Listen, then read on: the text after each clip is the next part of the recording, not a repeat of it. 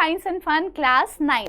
तो बच्चों last lecture में cell the unit of life, नहीं cell the unit of life तो क्लास 11th का है। भाई साहब ये दोनों चैप्टर्स ने ना बिल्कुल मुझे परेशान करके रख दिया है, क्योंकि सेम चैप्टर जो भी आप लोग पढ़ रहे हो ना, fundamental unit of life, same chapter आपके क्लास 11th में। तो अब आपको समझ में आ रहा होगा कि अगर सेम चैप्टर 11th में है और 2 साल के बाद आप लोग वही सेम चैप्टर पढ़ने वाले हो तो कितनी ज़्यादा डिफ़िकल्टी आ सकती है अगर अभी से आपके पास सारे बेसिक्स क्लियर ना हो तो चलो, तो हम आज पढ़ेंगे fundamental unit of life chapter का लेक्चर नंबर 4, जिसमें बाकी के कुछ सेल ऑर्गेनल्स को हम लोग डिटेल में समझेंगे। एंड जितने भी सेल ऑर्गेनल्स ऑलरेडी हो चुके हैं, आई होप आप लोगों ने पहले के लेक्चर्स देखे होंगे एंड सब कुछ क्लियर हो चुका होगा। At the end of the lecture I will try कि मैं आप लोगों के हर एक सेल ऑर्गेनल में से कुछ ना कुछ क्वेश्चंस लेकर आऊं और आपके फंडेज क्लियर करूं। चलो स्टार्ट करते हैं हम लोग आज का brand new lecture from the old chapter lysosome. सबसे पहले आज हम पढ़ेंगे लाइसोसोम के बारे में। लास्ट लेक्चर आई गेस हम लोगों ने पढ़ा था एंडोप्लाज्मिक रेटिकुलम, नहीं लास्ट लेक्चर हम लोगों ने पढ़ा था cytoplasm, cell wall and Golgi bodies. जो एंडोप्लाज्मिक रेटिकुलम में प्रोटीन और लिपिड की सिंथेसिस होती है ना, जैसे कि SCR और RER। एंडोप्लाज्मिक रेटिकुलम 2 टाइप के होते हैं, एक होते हैं रफ एंडोप्लाज्मिक रेटिकुलम, एक होता है smooth endoplasmic reticulum. Rough endoplasmic reticulum वो होते हैं जिनके सरफेस के ऊपर राइबोसोम्स प्रेजेंट होते हैं, that is why they appear rough. और राइबोसोम का काम क्या है? प्रोटीन की सिंथेसिस करना। स्मूथ एंडोप्लाज्मिक रेटिकुलम वो होते हैं जिनका सरफेस बहुत ही स्मूथ और बहुत ही चिपचिपा सा और फिसलने टाइप का अपीयर होता है। क्यों? क्योंकि वहां पे लिपिड की सिंथेसिस हो रही है, लिपिड, फैट, ऑयल्स, ठीक है, ये सब उसी के डेरिवेटिव्स हैं। तो अब आपको समझ में आ गया होगा कि एंडोप्लाज्मिक रेटिकुलम का क्या फंक्शन होता है, क्या रोल होता है ना? हाँ जी। और गोल्जी एपरेटस का क्या काम था? याद करो, लास्ट लेक्चर में मैंने आप लोगों को बताया था जितना भी प्रोटीन का सिंथेसिस, लिपिड का सिंथेसिस, जितने भी तरह के मटेरियल्स की सिंथेसिस हुई ना ER में, एंडोप्लाज्मिक रेटिकुलम में, वो सब ट्रांसपोर्ट होगा किसके पास? गोल्जी बॉडीज़ के पास, गोल्जी एपरेटस के पास। वहाँ पे स्टोर भी होगा और वहाँ पे उसकी पैकेजिंग भी होगी, ठीक है। अब गोल्जी बॉडीज़ के पास ना एक और प्यारा सा नन्हा मुन्ना सा एक सेल ऑर्गेनल पाया जाता है जिसको हम कहते हैं लाइसोसोम्स, जिसे हम कहते हैं लाइसोसोम। क्या है ये? सैग लाइक स्ट्रक्चर है जो एक सेल के अंदर जो सराउंडेड होता है एक मेम्ब्रेन से, जिसे हम बोलते हैं lysosome. Lysosome is also a membrane bound cell organelle. आप लोगों ने पढ़ा होगा प्रोकैरियोटिक सेल्स में कोई भी सेल ऑर्गेनल मेम्ब्रेन बाउंड नहीं होता, नॉट इवन न्यूक्लियस। न्यूक्लियस तो प्रेजेंट ही नहीं होता, instead of that genetic material होता है उनका। और यहाँ पर यूकैरियोटिक ऑर्गेनिजम्स में ribosomes, lysosomes, endoplasmic reticulum, cytoplasm, cell wall, cell membrane, mitochondria, बहुत सारे सेल ऑर्गेनल्स पाए जाते हैं। प्लास्टिड्स, आज हम पढ़ने वाले हैं प्लास्टिड्स। चलो, क्या काम है लाइसोसोम का? घर में, आपके घर में मेड आती होगी, नहीं मेड आती होगी तो मम्मा आपकी ऑल राउंडर है ना, उनके बिना तो कोई काम हो ही नहीं सकता होगा। तो वो क्या करती है? सुबह सुबह उठेंगे, घर की सफाई करेंगे, किचन की सफाई करेंगे, कि किचन में खाना बनाएंगे और आप लोगों को खिलाएंगे, है ना। और बाकी पूरे दिन भी घर में ही लगे रहते हैं, कुछ ना कुछ काम उनको लगा रहता है। कभी बच्चों के कपड़े धुलना, कभी बर्तन धुलना, कभी कुछ धुलना। तो यानी कि वो एक घर के अंदर, घर को अगर एक सेल मान लो तो उस सेल के अंदर वो हाइजीन मेंटेन करने का काम कर रही है। सेम काम होता है लाइसोसोम का। वो क्या करते हैं? They keep the cells clean by digesting and breaking the outside material like bacteria, food entering the cell और worn out cell organelles into small pieces. एक एक करके हम लोग थोड़ा सा डिटेल में समझेंगे। सबसे पहले क्या लिखा है? By digesting and breaking the outside material. Digesting और ब्रेकिंग द आउटसाइड मटेरियल। कौन है आउटसाइड मटेरियल?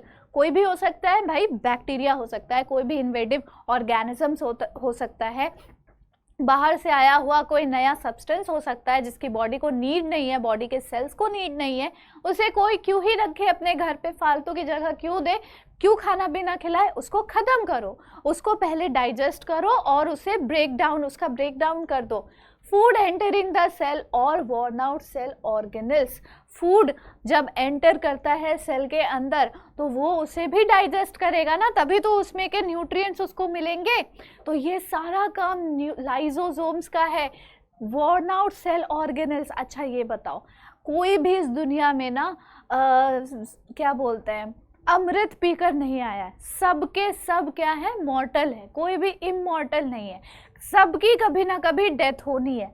अब एक बड़े बड़े इंसान, हाथी, घोड़े, व्हेल फिश सब मरते हैं एक टाइम आने पर, तो वो जिस चीज़ से बने हुए हैं यानी कि सेल्स और टिश्यूज से बने हुए हैं, तो वो कैसे ना मरे, सेल्स भी डाई करते हैं बच्चों, टिश्यूज भी डेड होते हैं। और जब सेल डाई करते हैं ना तो उसके पहले सेल के अंदर जितना भी सेल ऑर्गेनल प्रेजेंट होता है ना, कितने सारे सेल ऑर्गेनल आप अपने मन में काउंट कर सकते हो। सबसे पहले मान लो ये nucleus, endoplasmic reticulum, ribosome, Golgi bodies, mitochondria, ribosomes, ठीक है, इतने सारे तो ऐसे ही आप फिंगर पे काउंट कर सकते हो। तो हर एक सेल के अंदर ना सेल ऑर्गेनल की एक लाइफ स्पैन होती है और कैपेसिटी होती है कि वो इतना काम करने के बाद इससे ज़्यादा उसकी कैपेसिटी है नहीं, उसको मरना ही मरना है। तो वो धीरे धीरे सेल भी मरेगा और सेल के मरने से पहले सेल ऑर्गेनल्स भी धीरे धीरे मरेंगे।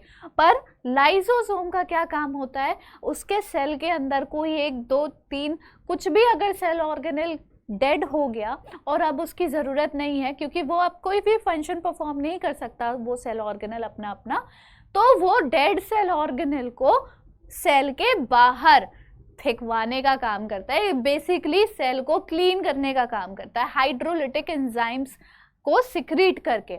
Now they can digest these organic material due to the presence of strong digestive enzyme. Lysosomes के अंदर बहुत ही स्ट्रॉन्ग डाइजेस्टिव एंजाइम प्रेजेंट होते हैं, जिसे हम हाइड्रोलिटिक एंजाइम भी बोल सकते हैं, जो ऑर्गेनिक कंपाउंड के ब्रेक डाउन के लिए यूज होता है। जितना भी ऑर्गेनिक कंपाउंड सेल के अंदर एंटर किया या फिर जो भी मटेरियल सेल ऑर्गेनल में प्रेजेंट है और वो सेल ऑर्गेनल डेड हो गया, उन सब को ब्रेक डाउन करना, उन सब की लाइसिस करना और उसे फ्लश आउट करना सेल के बाहर, ये सब काम लाइसोसोम का होता है। Because lysosome can secrete some hydrolytic enzyme, some digestive enzyme from its cell organelle, और वो उस एंजाइम के वजह से पूरे के पूरे सेल के अंदर एक हाइजीन मेंटेन करने की कैपेसिटी रखता है। Therefore, lysosome is also known as suicidal bag of India। कह रही हूँ मैं, suicidal bag of India, भाई साहब अलग ही है। चलो, suicidal bag of the cell, ठीक है, suicidal bag of the cell बहुत इंपॉर्टेंट है ये लाइन आप लोगों के लिए, क्योंकि कई बार, मतलब मैं बता भी नहीं सकती कितनी बार, बचपन से हम लोग सोचो पढ़ते आ रहे हैं what is the suicidal bag of the cell, which organelle is known as the suicidal bag. ये हम बचपन से पढ़ते आ रहे हैं और आज तक हम लोगों को नहीं भूलता। जिस तरह से माइटोकॉन्ड्रिया के लिए एक फेमस कोट है ना, mitochondria is the power house of the cell, ये आप सबने सुना होगा, पढ़ा होगा। वैसे लाइसोसोम के लिए भी ये बहुत फेमस कोट है, that it is the suicidal bag of the cell. ये थोड़ा अंडररेटेड रह गया, इसको ज़्यादा हाइप नहीं मिल पाई, आप लोग इसे हाइप दो। लाइसोसोम क्या है, suicidal bag of the cell है। यहाँ पे देखो, इस पिक्चर में देखो ध्यान से, सारे के सारे सेल ऑर्गेनल्स आपको दिख रहे होंगे। These are the mitochondrias. ये एक मतलब बड़ा सा ये न्यूक्लियस है, उसके अंदर न्यूक्लियोलस है, उसके चारों तरफ न्यूक्लियस के बाहर से एंडोप्लाज्मिक रेटिकुलम है, स्मूथ भी है, रफ भी है ना। फिर आपको गोल्जी बॉडीज यहाँ पर दिखने को मिल जाएंगे, छोटे छोटे राइबोसोम्स, माइक्रोट्यूब्यूल्स, ये सब दिख रहे होंगे। और ये जो ग्रीनिश कलर का है, ये है, ये वाला है, ये वाला है ना, ग्रीन कलर का, उसको जब जूम इन करके देखा जाए, कुछ नहीं, एक छोटा सा सैक लाइक स्ट्रक्चर है। जैसे कि मान लो छोटा सा थैला होता है ना, छोटा सा थैला, उसके अंदर कुछ फ्लूइड फिल्ड होता है, तो वो फ्लूइड क्या है, हाइड्रोलिटिक एंजाइम या फिर डाइजेस्टिव एंजाइम हो जाती है। तो ये हो गया आपका लाइसोसोम। अब ये बताओ सुसाइडल बैग सेल का क्यों है भाई, सेल को क्यों मार रहा है ये? अच्छा ये बताओ, अब मैं एक और क्वेश्चन पूछती हूँ आपसे। मान लो किसी वायरस का अटैक हो गया बॉडी के अंदर, वो वायरस एक एक करके बॉडी के सारे सेल्स पे अटैक कर रहा है और वो धीरे धीरे उन सारे सेल्स को किल करने की कोशिश कर रहा है। चलो वायरस छोड़ दो, बैक्टीरिया को ही ले लो जो थोड़ा कम जानलेवा होता है, वैसा वाला बैक्टीरिया, पर वो भी इन्फेक्शन कॉज करेगा, वो भी बहुत गंदी वाली बीमारी कॉज कर सकता है। तो वो बॉडी के अंदर गया और वो धीरे धीरे बॉडी के सेल्स को किल करना शुरू करेगा, जिसके वजह से हम वीक होते चले जाएंगे। अब बताओ, अगर आपके मोहल्ले में किसी एक घर में आग लग जाए तो क्या आप वेट करोगे कि वो आग फैलते मेरे घर पर आए, या फिर आप या तो ऐसा काम करोगे कि उस घर के सारे इंपॉर्टेंट सामान और अपने लोगों को लेकर बाहर निकल जाओगे, और अगर वो घर मूवेबल होता तो वो घर भी लेके आप चले जाते अगर ये पॉसिबल होता तो। मतलब कहने की बात ये है कि कोई भी खतरा आते समय, खतरे को आता देख कोई भी बैठा नहीं रह सकता, कुछ ना कुछ तो एक्शन करना ही होता है ताकि खुद को भी बचाया जा सके और सारे कॉलोनी को भी बचाया जा सके, जहाँ पर हम रह रहे हैं उसे भी बचाया जा सके। सेम काम करते हैं लाइसोसोम्स एक सेल के अंदर। जैसे ही बैक्टीरिया का अटैक होना शुरू होता है और हर एक सेल को पता चल जाता है कि bacterias are going to attack them, तो इससे पहले कि वो बैक्टीरियाज, वो माइक्रो ऑर्गेनिज्म, वो जर्म उस सेल को अटैक करके किल करके आगे बढ़े, वो जो लाइसोसोम है वो खुद ही अपने सेल को इन्फेक्ट होने के बाद किल करवा देता है, ताकि वो इन्फेक्शन वहीं पे रुक गया, उसके आगे नहीं बढ़ा और ज़्यादा नुकसान नहीं हो पाया, ज़्यादा हार्म नहीं हो पाया, ज़्यादा इन्फेक्शन स्प्रेड नहीं हो पाया। तो ये काम होता है लाइसोसोम का। कभी भी एक सेल अगर खराब हो गया, किसी भी वजह से इन्फेक्ट हो गया हो, डेड हो गया हो, किसी बाहरी सब्सटेंस का एंट्री हो गया हो सेल के अंदर, तो वो उस सेल को जैसे ही देखेगा कि अब खतरा है इस सेल के जिंदा रहने से, वो उसे खुद ही किल कर देगा। खुद तो मरता ही है, वो जहाँ पे रह रहा था ना जिस सेल के अंदर, उस सेल को भी उसने किल कर दिया। तो ये काम है लाइसोसोम्स का। बहुत ही प्यारा सा ऑर्गेनल है, छोटू सा, जिसके बलिदान के वजह से सबकी बॉडी हमेशा सेफ रहती है एंड डिजीज़ फ्री रहती है। जब ज़्यादा डिजीज़ हो जाता है ना तो वो केस दूसरा है। अब हम आ जाते हैं अगले सेल ऑर्गेनल पे एंड दैट इज वैक्यूल। अच्छा ये बताओ आप लोग, वैक्यूल प्लांट सेल में पाया जाता है या एनिमल सेल में पाया जाता है, या फिर दोनों में ही पाया जाता है? कौन बताएगा मुझे इसका आंसर? अब कोई भी बताए, मुझे पता थोड़ी चल रहा है कि कौन बता रहा है मुझे आंसर। चलो मैं बताती हूँ। वैक्यूल क्या है? एक मेम्ब्रेन बाउंड स्पेस है जो साइटोप्लाज्म के अंदर पाई जाती है। साइटोप्लाज्म में बहुत सारे सेल ऑर्गेनल्स उसमें सस्पेंडेड है, उनके बीच में एक बड़ा सा स्पेस क्रिएट करने वाला एक सेल ऑर्गेनल होगा, that will be known as vacuole. It contains water, sap, excretory products. ठीक है, एक्सक्रीटरी प्रोडक्ट्स क्या होते हैं? जितना भी सिंथेसिस हुआ, जितनी भी फिजियोलॉजिकल एक्टिविटी हुई, उसके बाद जो वेस्ट मटेरियल जनरेट हुआ, वो वेस्ट मटेरियल वही वैक्यूल कंटेन कर रहा होता है। They are small sized in animal cells while plant cells have a very large vacuole. अब इस लाइन से आपको पता चल गया होगा that they are found in both animal cells and in plant cells. और डिफरेंस क्या है? प्लांट सेल्स में वो बहुत ही बड़े साइज में पाया जाता है और एनिमल सेल्स में वो छोटो साइजेस में पाया जाता है। ठीक है, The central vacuole of some plant cells may occupy 50 to 90% of the cell volume. जो सेंट्रल सेल प्रेजेंट होता है प्लांट सेल के अंदर, वो पूरे सेल का लगभग 50 से 90% यानी 50 to 90% सेल का वॉल्यूम कंटेन करता है। यानी पूरा अगर एक सेल है, उसका 50 to 90% जो वॉल्यूम है वो सिर्फ वैक्यूल का है, और बाकी के जो 10 to 50% जो वॉल्यूम बचे, उसी में बाकी के सारे ऑर्गेनल सस्पेंडेड रहेंगे। तो that is a huge like size of cell organelle, है ना। Now it is bounded by a single membrane जिसे हम कहते हैं टोनोप्लास्ट। हर एक सेल ऑर्गेनल किसी ना किसी मेम्ब्रेन से बाउंड होता है ना, हर एक सेल ऑर्गेनल किसी ना किसी मेम्ब्रेन से बाउंड होता है। तो वैसे ही वैक्यूल जिस मेम्ब्रेन से बाउंडेड होता है उसे कहते हैं टोनोप्लास्ट। क्या बोलते हैं? Tonoplast. In amoeba, the contractile vacuole is important for excretion। जब आप लोग अगले साल 10th में जाओगे तो आप लोग पढ़ोगे अमीबा में डाइजेशन कैसा होता है।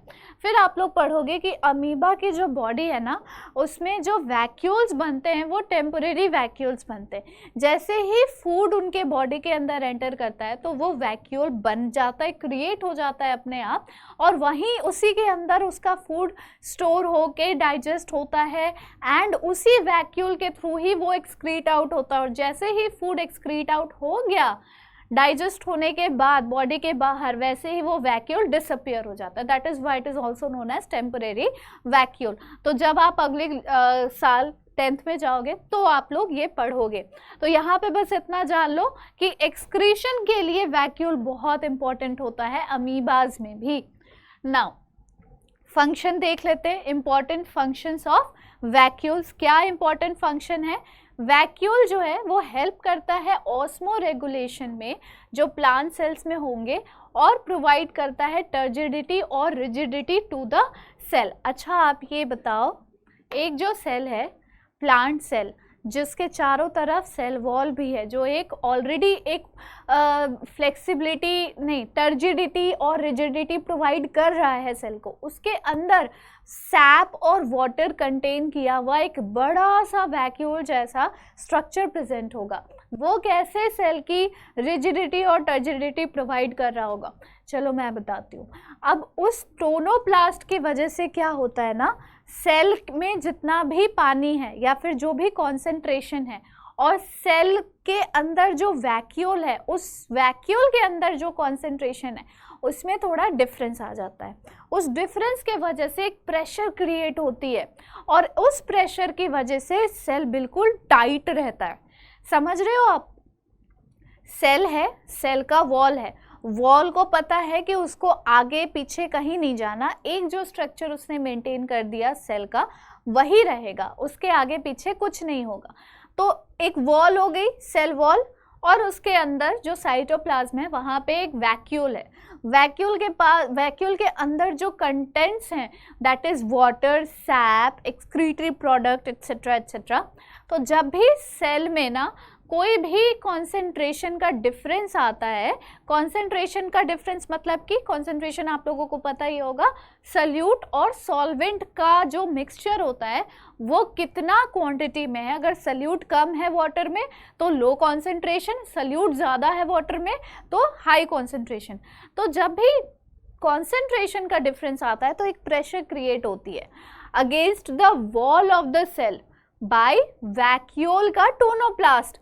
तो ऐसे प्रेशर को हम कहते हैं टर्गर प्रेशर, और इससे सेल की टर्जिडिटी मेंटेन रहती है, यानी कि सेल बिल्कुल फैला हुआ सा, पूरा सेल जो है बिल्कुल तंदुरुस्त सा रहता है, टाइट रहता है बिल्कुल, क्योंकि चारों तरफ जो सेल वॉल है ना, सेल वॉल पर पूरा प्रेशर पड़ रहा है, ठीक है, पूरा प्रेशर पड़ रहा है, उस वजह से सेल हमेशा टाइट रहते हैं। आप देखोगे कभी भी प्लांट के जो लीव्स होते हैं, ग्रीन लीव्स, आप उन लीव्स को देखो, आपको कहीं से भी लग रहा है कि वो लीव को थोड़ा सा भी नुकसान हो सकता है अगर हम उसे आंधी, पानी, बारिश में रखें तो कुछ नहीं होने वाला उससे, वो हमेशा रिजिड ही रहेगा, क्योंकि एक तो उसके पास सेल वॉल है जो कि मतलब जिस चीज़ से बनी है that is one of the hardest material, है ना।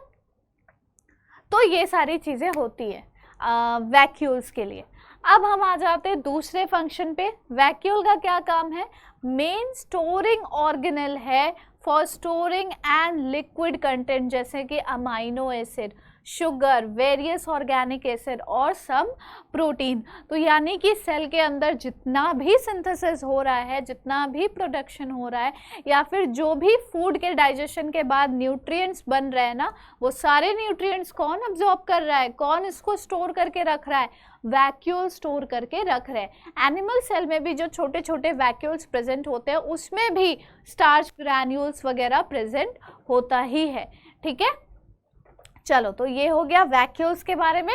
एक बार आप लोग ये देखो, ध्यान से देखो, प्लांट सेल का जो सेंट्रल वैक्यूल हो, यानी बीच में जो प्रेजेंट जो सबसे बड़ा वैक्यूल होता है, यहाँ पे देखो ये बड़ा सा वैक्यूल है ना, क्या प्रेजेंट है?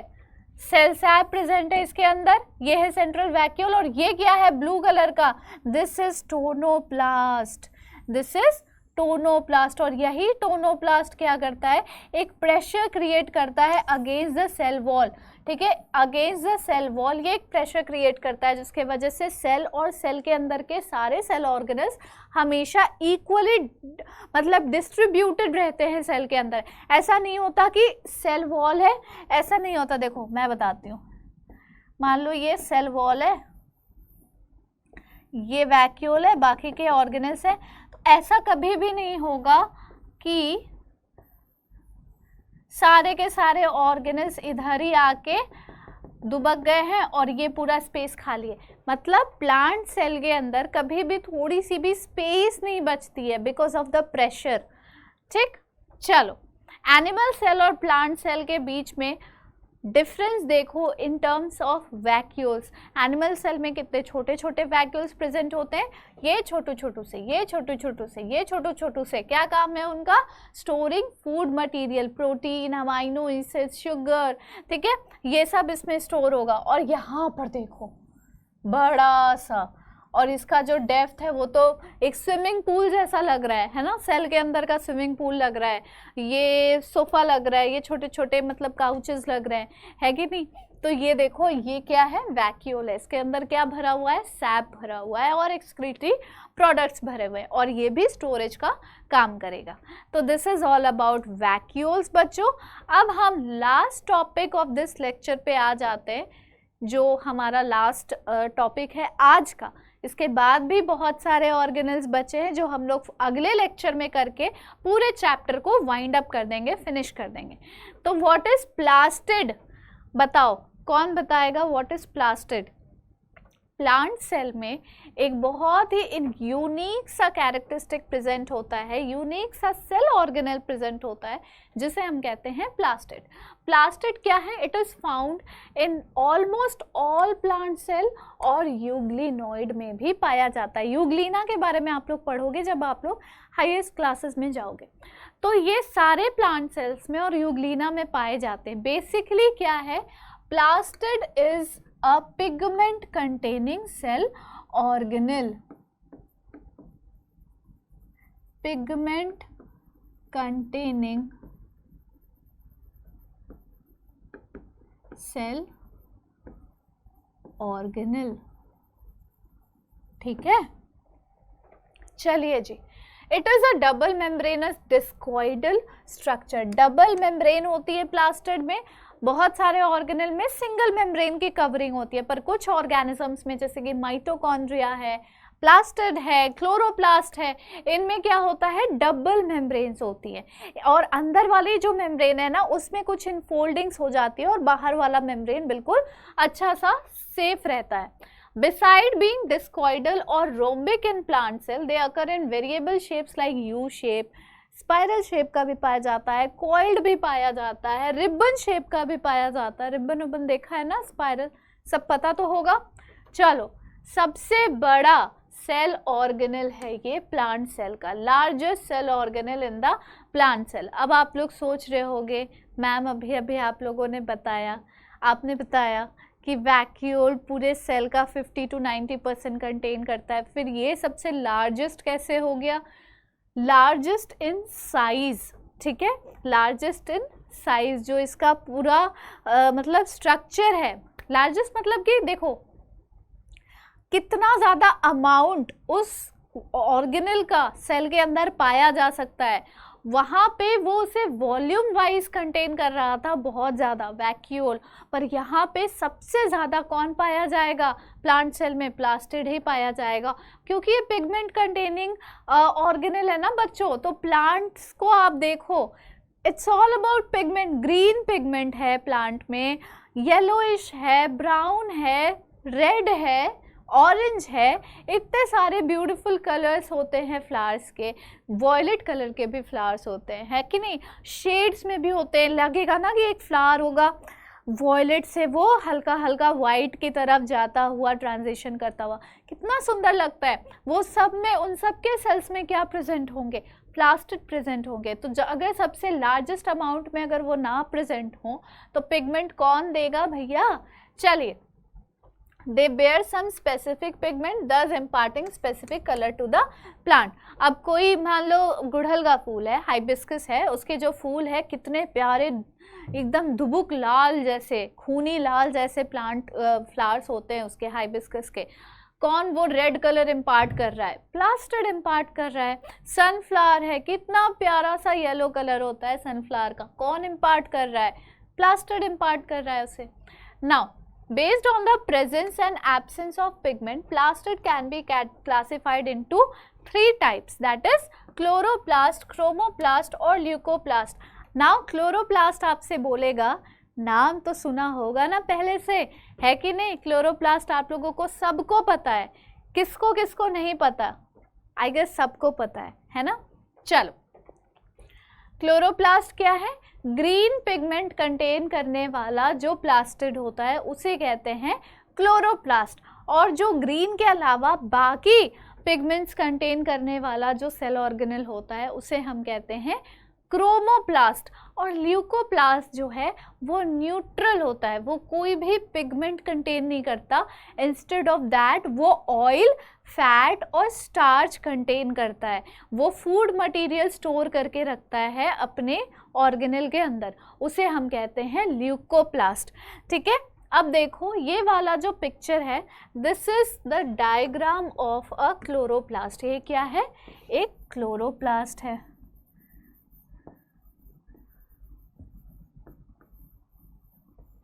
है ना? क्लोरोप्लास्ट है ये। अब आप बताओ, डबल मेम्ब्रेन आप लोगों को दिख रही है क्लोरोप्लास्ट में? एक ये वाली मेम्ब्रेन हो गई और एक ये वाली मेम्ब्रेन हो गई, है ना? डबल मेम्ब्रेन, दोनों को अगर आपस में बंद कर दो तो नहीं पता चलेगा कि अंदर में क्या है एक्चुअली। तो दोनों को खोला, एक एक करके, एक एक परत वाइज उसे खोला, तब हमें देखने को मिला कि अच्छा ठीक है ये। So this is what? Outer membrane. And what is this? This is inner membrane. Outer membrane, inner membrane तो आप लोगों को क्लियर हो गया। अब हम आ जाते हैं मेन पोर्शन में, दैट इज स्ट्रोमा। क्लोरोप्लास्ट के अंदर जो मैट्रिक्स होती है, जो फ्लूइड भरा हुआ होता है, उसका नाम होता है स्ट्रोमा। ठीक है, क्या है ये? एक ट्रांसपेरेंट सा सब्सटेंस है जिसे हम मैट्रिक्स भी बोलते हैं। और जितने भी बाकी स्ट्रक्चर्स आप लोग देख रहे हो वो सब उसी के अंदर एम्बेडेड रहता है, उसी के अंदर धंसा हुआ होता है। एंड उसके अलावा भी इस स्ट्रोमा में, इस मैट्रिक्स में क्या प्रेजेंट होते हैं? कुछ ऐसे एंजाइम प्रेजेंट होते हैं जो आगे चल के प्रोटीन की सिंथेसिस और कार्बोहाइड्रेट की सिंथेसिस कराने के लिए हेल्प होता है। तो ये हो गया stroma. Stroma complete, inner membrane हो गया, आउटर मेम्ब्रेन हो गया। अब हम आ जाते हैं स्ट्रोमा के बाद थैलाकॉइड में। थैलाकॉइड क्या है? दिख रहा है ये? This is thylakoid. थैलाकॉइड का क्या फंक्शन होता है? सबसे पहले तो ये एक फ्लैटेंड स्ट्रक्चर है। ठीक है, फ्लैटेंड सैक लाइक स्ट्रक्चर है। जैसे कि बहुत सारे कॉइन के सिक्के अगर आप एक के ऊपर पाइल ऑफ कॉइन अगर आप रख दो तो आपको लगेगा कि ये थैलाकॉइड ही है। ठीक है, दीज आर द थैलाकॉइड्स। अब क्लोरोफिल जो पिगमेंट होता है ना, क्लोरोप्लास्ट क्या कंटेन करता है? एक पिगमेंट कंटेन करता है जिसे हम ग्रीन पिगमेंट बोलते हैं। वो ग्रीन पिगमेंट का नाम है क्लोरोफिल। क्लोरोफिल पिगमेंट, जिसके वजह से फोटोसिंथेसिस हो पाती है। तो वो क्लोरोफिल पिगमेंट प्लास्टिड के क्लोरोप्लास्ट के इसी थैलाकॉइड के मेम्ब्रेन के ऊपर पाए जाते हैं। ये थैलाकॉइड है, इसी के मेम्ब्रेन के ऊपर बहुत सारे क्लोरोफिल पिगमेंट्स पाए जाएंगे। ठीक है, अब हम आ जाते हैं, किस में आ जाएंगे हम, लैमेली में। अच्छा, थैलाकॉइड के अलावा ना एक और चीज़ है, रुको, जो यहाँ लिखा नहीं है। थैलाकॉइड से रिलेटेड एक और टर्म है, दैट इज ग्रैना। ठीक है, थैलाकॉइड से रिलेटेड क्या है? अब जैसे मैंने आपको बताया कि आप बहुत सारे सिक्कों का एक पाइल अगर क्रिएट कर लो तो वो क्या कहलाएगा, pile of coins. Single coin तो कहलाएगा नहीं। वैसे ही जब आप थैलाकॉइड्स को एकदम कॉइन की तरह अरेंज कर देते हो ना पाइल्स में, तो वो पूरा पाइल क्या कहलाता है, ग्रैना कहलाता है। ठीक है, सिंगल पाइल है तो ग्रैनम कहलाएगा, और ये बहुत सारे पाइल्स दिख रहे होंगे आपको कॉइन की तरह, ये ग्रैना कहलाएगा। तो थैलाकॉइड से बनता है ग्रैना। थैलाकॉइड क्या है, एक सिक्का, और ग्रैना क्या है, वो सिक्के से बना हुआ पूरा एक पाइल जो आप लोग यहाँ पर देख सकते हो। ठीक है, चलो चलो जी, तो ये हो गया भैया क्लोरोप्लास्ट के बारे में। इसके बाद हम लोग देखते हैं ये वाला diagram, this is chromoplast. Chromoplast कुछ नहीं, अंदर में ये सब पिगमेंट्स, आप लोग अलग अलग तरह के पिगमेंट्स देख रहे हो, ये अलग अलग कलर को इम्पार्ट करने वाले पिगमेंट्स प्रेजेंट होते हैं क्रोमोप्लास्ट के अंदर। बहुत ज़्यादा डीप में जाने की इसमें ज़रूरत नहीं है। And see, this is leucoplast, कोई कलर नहीं होता है इसके अंदर।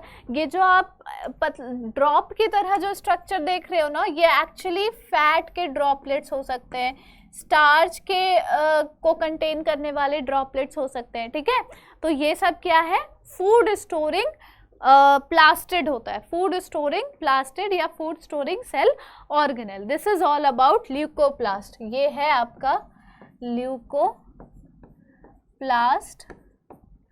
और ये है आपका क्रोमोप्लास्ट, ये तो दिख ही गया।